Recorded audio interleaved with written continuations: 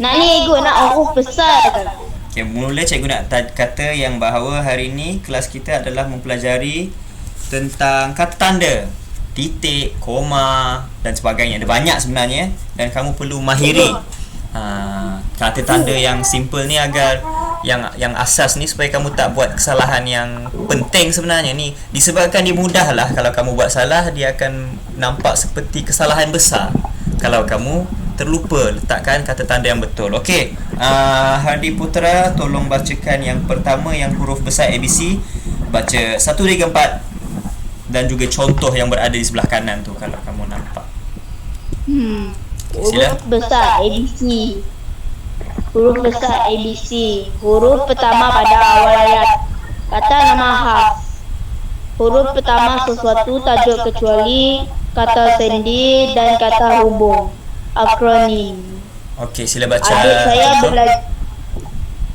Adik saya belajar di sekolah itu. Cantik. Abdul Karim Melaka. Okey, sambung. Dia membaca novel Gempa di Muara. Okey, yang terakhir. JPJ Jabatan Pengangkutan Jalan. Okey, cantik. Okey, sekarang macam sebagaimana yang kamu boleh nampak. Okey.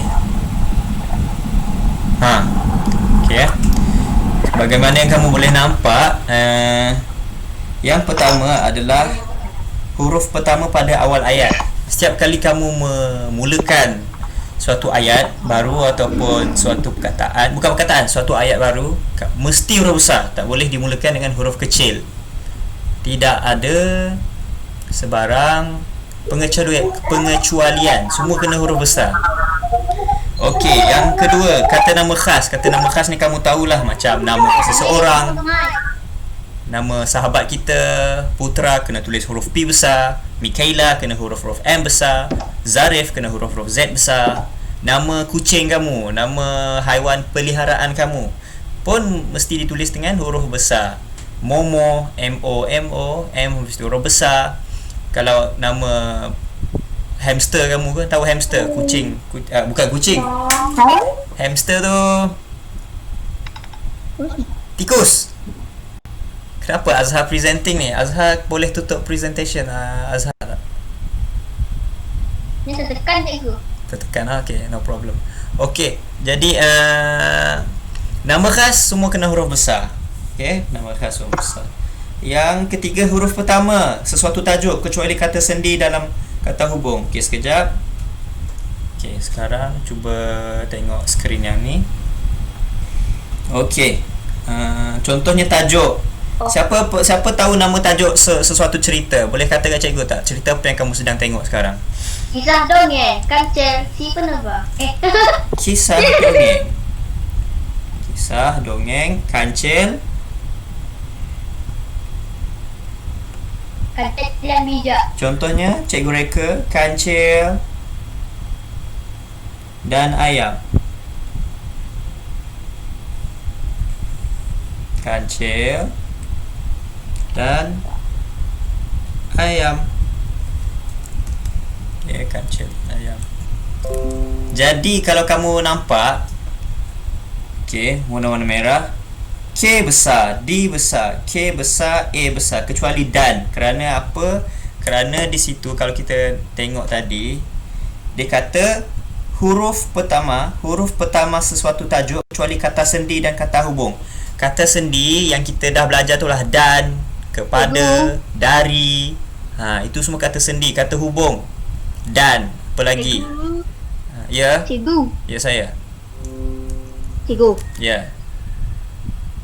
Izinkan saya pergi tandas. Boleh. Okey, jadi itulah contoh. Kalau kamu nampak tadi tajuk, tajuk Kancil huruf besar, ayam huruf besar, yang lain semua huruf besar kecuali kata sendi dan kata hubung. Kata hubung tu dan, selalunya dan je lah yang dikecilkan. Dari, ke, nama tajuk Okay, yang ni tak perlu nak fokus sangat. Kita sambung lagi. Yang terakhir, akronim. Apakah itu akronim? Akronim ni banyak kamu nampak sebenarnya. Contohnya akronim. Siapa tahu maksud yang pertama? KLCC. Siapa pernah dengar? Kuala Lumpur cikgu. Kuala Lumpur. CC tu is acronym stand for akronim. Okay, KLCC tu adalah Kuala Lumpur. Cikgu pun dah lupa. Jom kita tengok. Jom kita cari.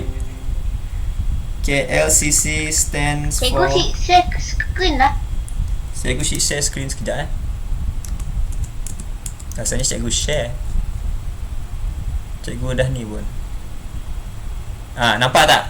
Kuala Lumpur City Centre. Nampak skrin cikgu? Okay, Kuala Lumpur City Centre.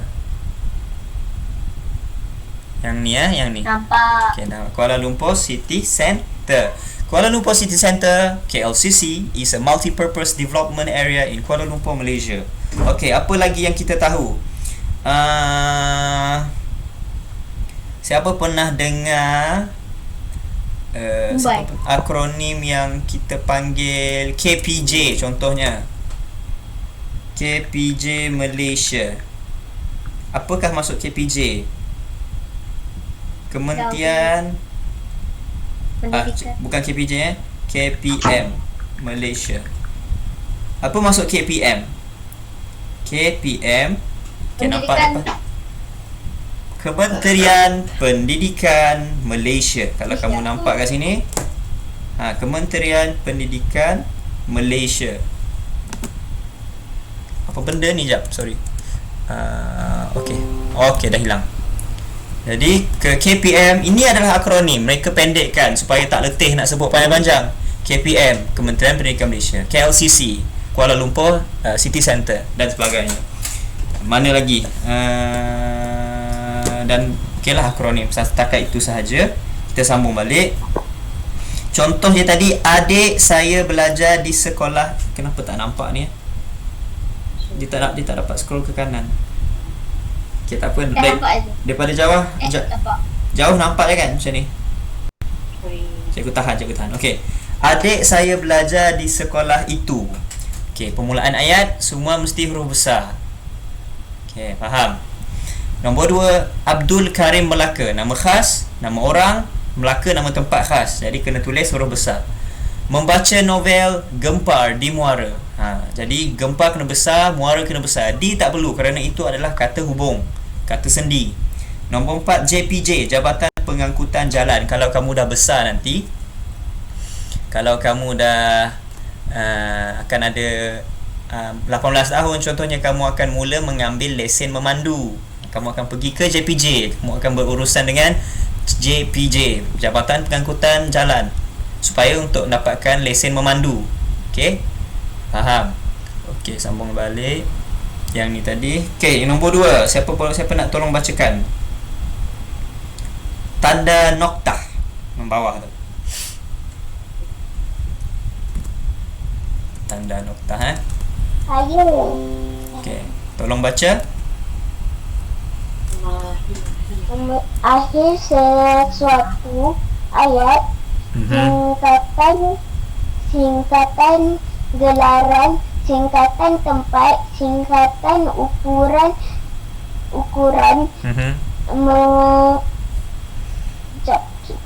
tak nampak jap.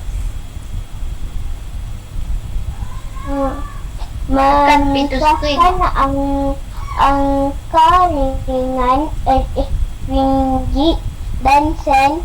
Penamat ayat tanya yang tidak memerlukan jawapan. Okey, kita tengok contoh dia satu persatu. Akhir suatu ayat. Mana-mana ayat yang kamu tulis, dia mestilah diakhiri dengan noktah. Contohnya yang ini, abang sedang memancing ikan. abang sedang memancing ikan. Bila dah habis satu ayat, mesti letak noktah. Kamu selalu lupa. Yang ni kamu memang selalu lupa. Okey? Jadi kalau boleh cuba biasakan letak titik apabila habis mengarang satu ayat. Yang kedua adalah singkatan gelaran. Contohnya ada beberapa orang yang kalau kita tulis doktor, DR. Contohnya Dr. Arif. Okey. Dr. Arif. Nama dia. Sekejap Sekejap. Tengok skrin ni, yang ni lebih jelas. Okey. Okey. Contoh gelaran doktor. Kita tak nak tulis panjang-panjang doktor ni. Jadi ada cara mudah. Kita tulis D, tulis R, tulis nokta. Contohnya Dr. Andra. Dr. Andra merupakan seorang doktor pakar bedah jantung. Dr. Andra merupakan seorang yang sangat mahir dalam mengoperasikan pembedahan yang membabitkan jantung. Jadi doktor, kamu akan guna titik di situ. Tapi yang paling penting di akhir ayat tu lah mesti ada titik. Yang keduanya singkatan tempat. Tadi singkatan gelaran, yang ni singkatan tempat. Kampung. Contohnya kampung. Okey. Kalau kamu tulis kampung panjang susah kan, ataupun lorong. Biasanya kamu akan jumpa ni di address, di alamat rumah, lorong. Dia akan tulis di situ sebagai, daripada dia tulis kampung, dia tulis K, P, G, nokta. Contohnya kampung pisang. Yang kedua lorong, dia akan tulis L, R, G. Lorong apa? Lorong Arang. Contohnya cikgu tinggal di lorong Arang. Okey, kampung pisang. KPG nokta, LRG nokta. Itu adalah penggunaan nokta kedua. Yang keempat adalah singkatan ukuran. Kilometer, gram. Jadi kilometer, gram. Daripada kamu tulis panjang-panjang perjalanan di antara Malaysia ke Korea contohnya adalah, jom kita tengok berapa jauh ke Malaysia dan Korea. Korea Malaysia distance sejauh 4,559 km. Sejauh jarak dia adalah 4,559 kilometer. Secara mudahnya kamu tulis K, kamu tulis M, kamu tulis titik. Tapi jap cikgu cek balik. Dia punya titik tu ada lain sikit km nokta meter, gm nokta gram. Manakala kalau kita nak menimbang sesuatu benda, nak timbang sesuatu, contohnya kamu timbang yang dalam gram adalah, cikgu kalau nak buang kilometer tu pakai KLM kan? Meter? Ya, kalau kilometer. Kilometer pakai km. Pakai km sahaja, Amiruddin. Km nokta kilometer. Tapi ini kita jarang guna sebenarnya. Boleh digunakan kalau dalam satu karangan tu terlalu banyak perkataan kilometer yang perlu ditulis. Jadi kamu boleh tulis km nokta. Contohnya kamu sedang menimbang berat nasi di atas penimbang khusus. Penimbang khusus ini bentuk dia macam ni lah, lebih kurang. Ada selalunya dekat kedai awak nak timbang bawang ke, nak timbang cili, dia ada mesin macam ni. Contoh ini adalah 700 gm nokta. Okey, nampak? Macam ni lah contoh dia. Jadi kamu akan gunakan titik selepas menggunakan singkatan kepada ukuran.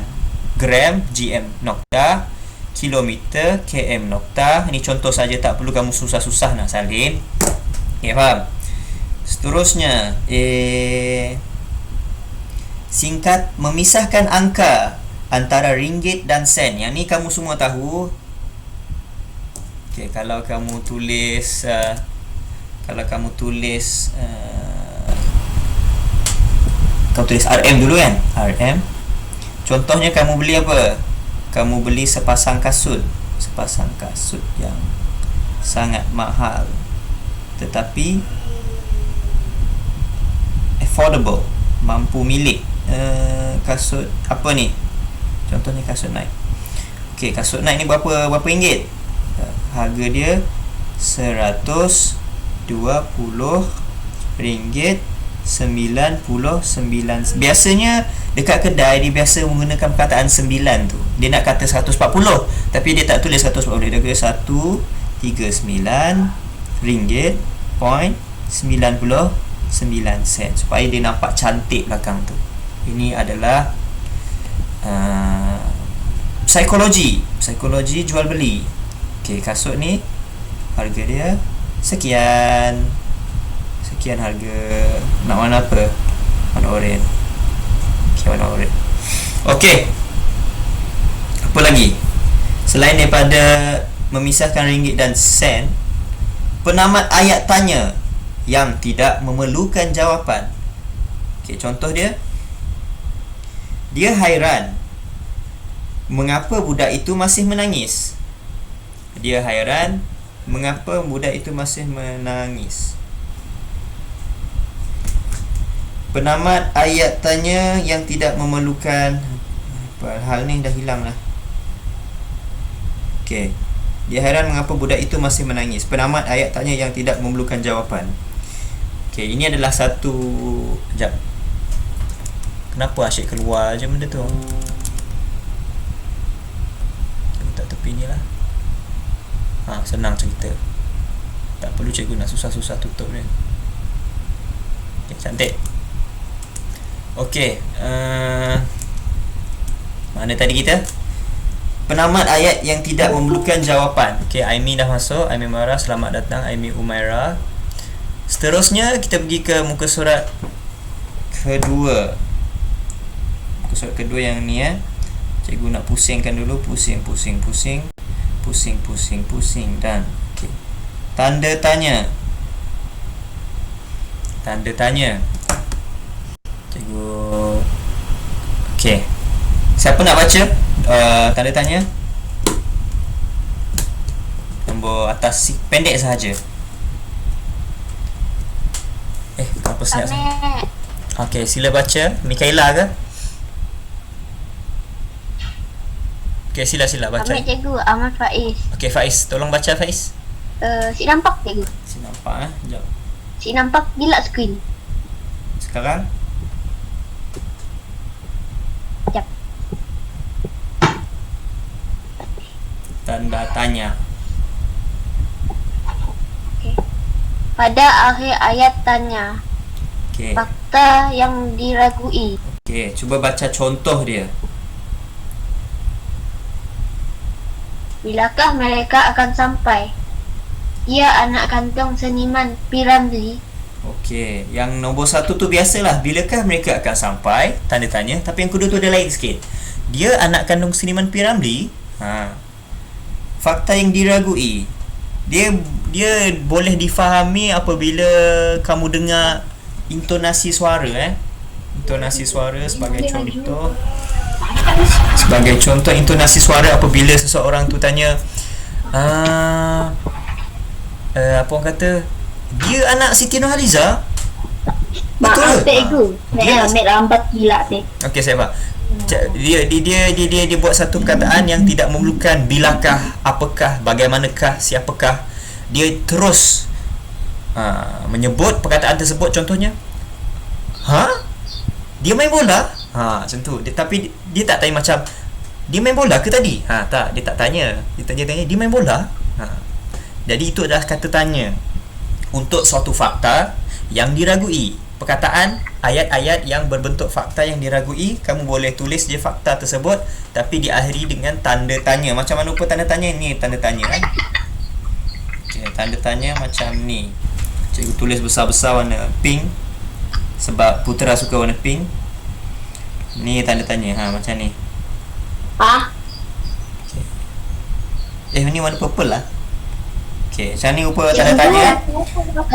Tapi yang terbalik macam ni, ini adalah untuk bahasa Arab. Ni untuk bahasa Arab. Cikgu, saya tak nampak. Tak nampak. Nampak setengah je. Buat setengah. Okey, dah nampak. Tekan pin to screen. Dah lah. Yang ni nampak? Nampak. Okey, jadi ini yang belah kanan ni yang betul. Yang ini adalah bahasa Melayu punya. Yang belah kiri ni bahasa Arab punya. Yang ini kita tak pakai bahasa Melayu. Terbalik. Okey. Okey, seterusnya. Terima kasih kepada Faiz tadi yang tolong baca.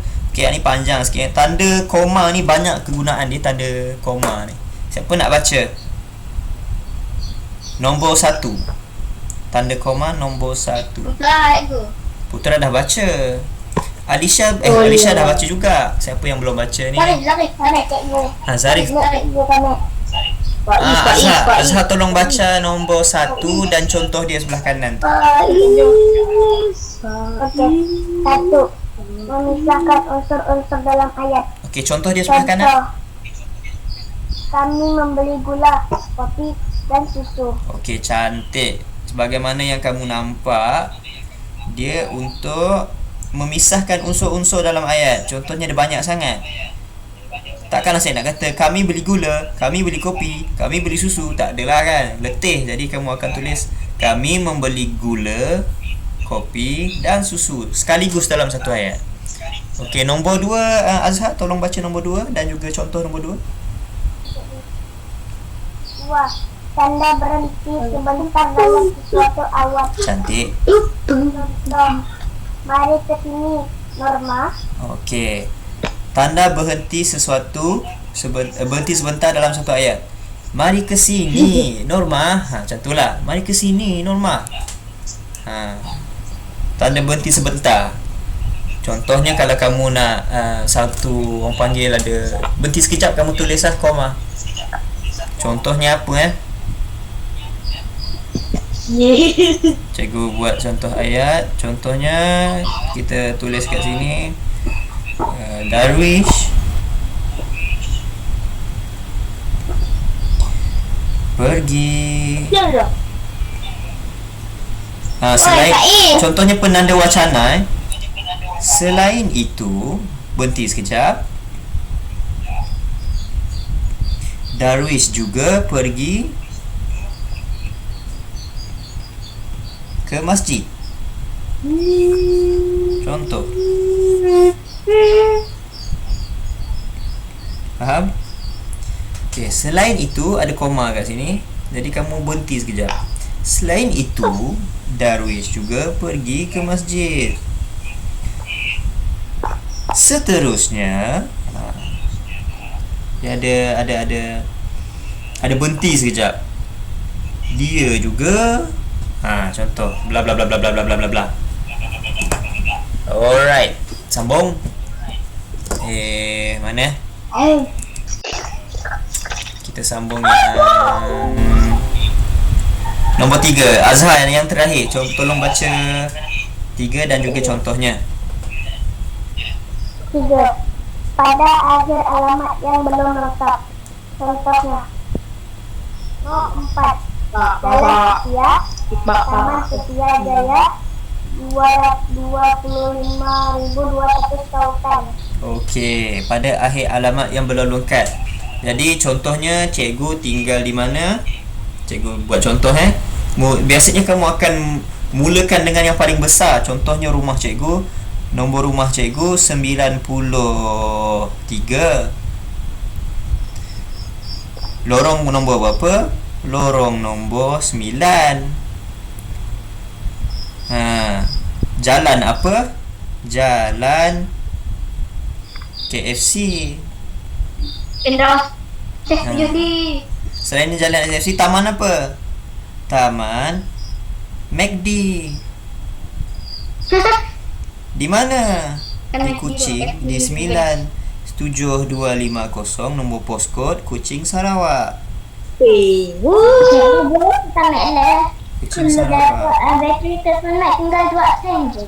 Okey, tak apa. Yang tak sempat nanti boleh sambung tengok kelas di YouTube. Cikgu akan sharekan link. Okey, tak apa-apa Alisha, tak mengapa. Okey, 93 lorong 9 Jalan KFC. Baik Alisha. Taman MACD 97250 Kuching Sarawak. Di mana Sarawak ni? Di Malaysia. Okey, ini contoh pertama. Jadi kamu akan gunakan koma untuk setiap unsur daripada nombor rumah ke nombor lorong, ke jalan lorong, ke nama taman, kepada postcode, akhir sekali Kuching, Sarawak, Malaysia. Contoh yang kedua, kita bagi yang pelik-pelik sikit. Contohnya ada sahabat kita ni, nama dia Luffy. Dia tinggal di jauh. Nama dia Luffy Imposter. Luffy Imposter. Mana tinggal? Luffy. Dia tinggal di bilik. Api. Dia tinggal di Bilik bola lah. dia tinggal di cafeteria, di kapal spaceship, Kapal terbang. kapal spaceship. Di mana spaceship ni? Di Angkatan bulan. sebelah mana? Sebelah bulan, sebelah planet apa? Planet Venus. Koma 1, koma 2, koma 3. Di mana? Di galaksi. Bukan galaksi Di ni lah. Macam ni lah. Jadi dia tinggal di sebuah kapal terbang yang bersebelahan dengan planet Venus. Dan planet Venus ni berdekatan dengan bumi kot. Lupa dah. My very nice. Venus ni dekat dengan matahari Jadi sini matahari sebelah matahari. Okey, sekatilah.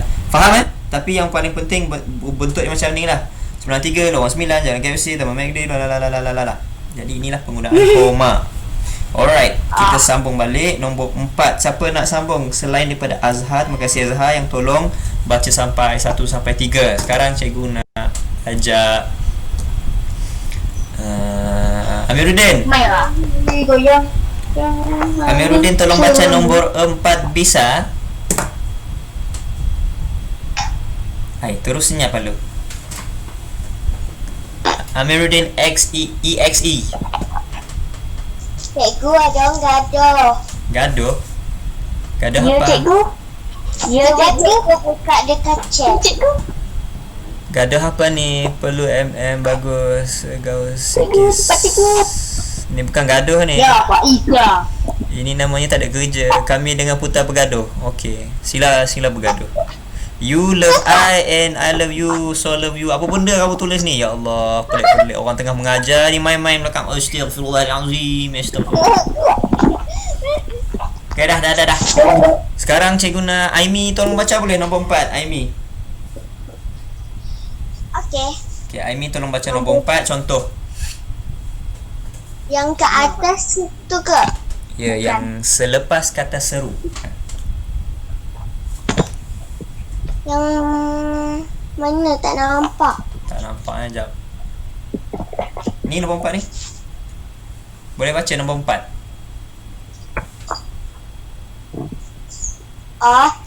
Selepas kata seru dalam ayat seruan. Okey, contoh di sebelah kanan ni amboi.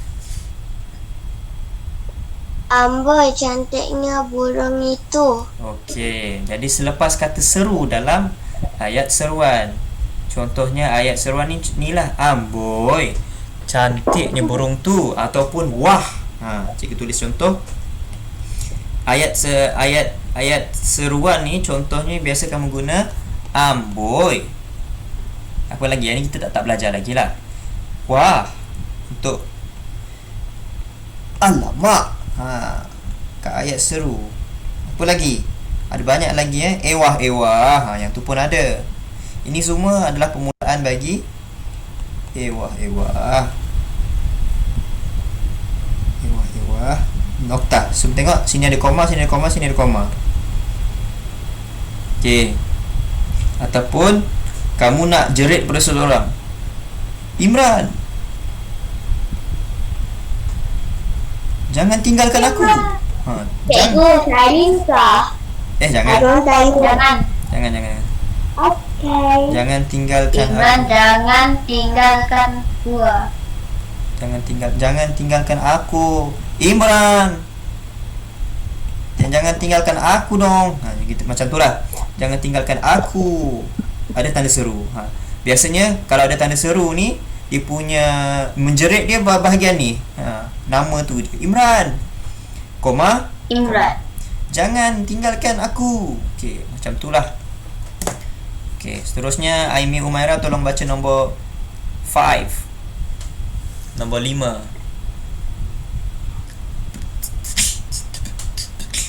Aimi masih dalam ni tak? Aimi Umaira. Okey, Aimi tolong baca nombor 5. Memisahkan bahagian. Memisahkan. Mana cikgu? Datuk. Okey. Memisahkan bahagian awal ayat dengan petikan langsung. Okey, contoh dia ada di sebelah kanan ni. Okey, nombor 5. Kata ibu jangan pergi tak nampak setengah je hujung tu. Okey, di sini. Salimah. Oh, kamu tengok cikgu yang sebelah ni Sekejap. Take to screen. Yang ni nampak penuh. Okey. Kata ibu, jangan pergi Salma. Dia untuk memisahkan bahagian awal ayat dengan petikan langsung. Petikan langsung tu adalah dialog. Contoh macam kamu sedang bercakap. Macam mana kamu nak cakap? Saya kata, koma dulu, lepas tu kamu punya petikan. Macam ni. Nasi ayam satu. Baik, ibu puasa lah. Nasi ayam bungkus plastik hitam satu. Bungkus plastik hitam. Ini adalah dialog. Okey, nasi ayam bungkus plastik hitam satu, bos. Contoh. Biasa kamu tulis macam ni. Jadi sebelum bermulanya Cikgu. kata Cikgu. kepada okey, kata saya kepada uncle pakcik itu, Pak Hamid. Cikgu. Oh ya. Ya, Ni saya Putra. minta maaf sebab bateri Mac low. Okey, saya Mac select. Jadi di sini yang warna biru tu adalah dialog. Sebelum kamu mulakan dialog, kamu nampak di situ ada koma. Okey. Jadi itulah penggunaan dia sebagai contoh yang Ami baca tadi. Kata ibu, koma. Okey, nampak koma tu. Jangan pergi Salma. Macam tu. Okey, yang terakhirnya memisahkan klausa komplement dalam ayat songsang. Demi menjagai ibunya yang sakit itu, dia sanggup berjaga sepanjang malam. Ini adalah untuk ayat yang macam cikgu ajar hari tu, dia ada positif dan negatif. Bukan positif ya saya. Boleh put link kat grup lah YouTube cikgu. Sebab saya nak tengok ulang balik nanti. Boleh. Kelas kita memang dah nak habis dah pun. Kelas kita dah nak habis. Jadi yang terakhir, dia ada 2 ayat. Demi menjaga ibunya yang sakit, dia sanggup berjaga sepanjang malam. Maksudnya dia ni melakukan sesuatu songsang. Dia sanggup melakukan sesuatu yang tidak normal. Sebagai contoh cikgu tulis kat sini. Demi apa? Contohnya ada orang tu pelik betul-betul pelik. Demi membeli kereta mahal. Demi membeli kereta mahal. Okey. Koma. Okey, ayat kedua. Dia sanggup. Ni tak boleh huruf besar sebab dia koma. Koma bukan titik. Dia sanggup menjual apa? Menjual apa panggil tu, kidney. Ginjalnya. Tahu tak ginjal tu apa? Ginjal adalah salah satu organ manusia yang sangat penting lah untuk menapis air darah kamu. Demi membeli kereta mahal, dia sanggup menjual ginjal. Okey, kenapa cikgu buat ayat pelik? Untuk kamu faham Jadi apabila dua perkataan disambungkan, kamu hanya perlu tulis koma ini sahaja. Satu koma. Demi membeli kereta mahal, dia sanggup menjual ginjal. Pada siapa yang tak tahu ginjal tu apa, tak apalah. Dia sanggup jual jantung lah, lebih kurang. Dia sanggup jual organ dalaman dia. Okey, jadi itu sahaja kelas kita pada hari ini. Tapi dalam ayat tadi yang ni lebih bagus lah, dia bercontoh. Demi menjagai ibunya yang sakit itu, dia sanggup berjaga sepanjang malam, tak tidur. The whole night. Sepanjang malam dia tak tidur. Okey, jadi itu sahaja kelas kita pada hari ini. Terima kasih kepada siapa yang berjaya sertai cikgu. Itu saja. Assalamualaikum warahmatullahi wabarakatuh. Cikgu saya mau bagi beli cikgu. Yang nombor 2. Nombor 2. Baik cikgu. Apa tadi? Oh, itu berkenaan dengan ASDA yang teknik kita belajar untuk bahagian 2. Nanti cikgu sendkan yang tu sekali, okey? Kerja rumah lah tu. Cikgu akan bagi tu sebagai kerja rumah yang semalam tu, yang semalam cikgu tak habiskan. Okey, terima kasih. Assalamualaikum.